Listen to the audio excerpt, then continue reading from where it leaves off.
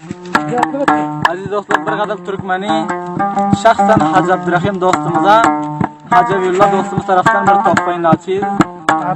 Bugun basifat mehmon hamma do'stlar so'rda hozir Shakardaştağdan gelip miyre o'tiriz.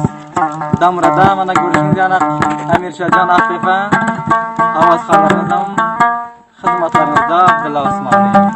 Eshitding taviyazlar.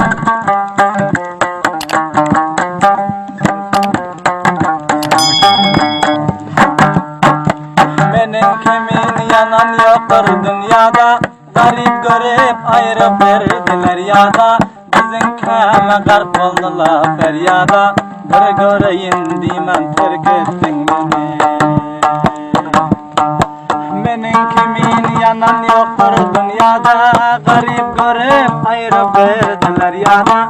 Bizim keme garp oldular feryada, bir göreyim dimen terk ettin beni. Yalandır sen söyleyenin yalandır, men diyenin yalandır, sen koyenin ben seni söyledim.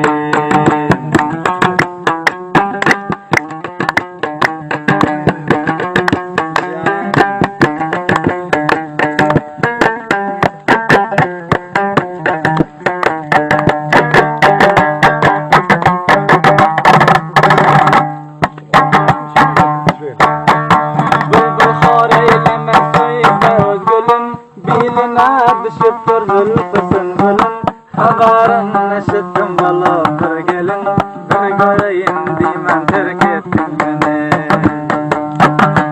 Hey bülbül xor eyleme söyse özgülün, biline düşüp zülfüsün gülün, habarın eşittim balıktır gelin, bir göreyim dimen terk ettin beni.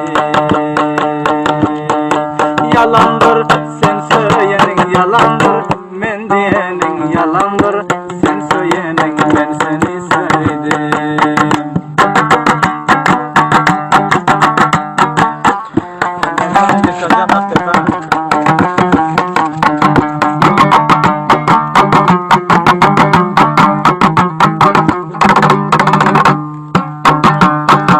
Osmani bir gülüm sarıldı soldu, hoş güllerim menin izimde kaldı.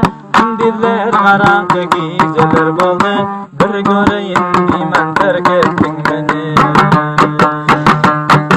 Nebi diğer gülüm sarıldı soldu, hoş güllerim menin izimde kaldı. Gündüzler karanlık geceler oldu, bir göreyim dimen terk ettin beni.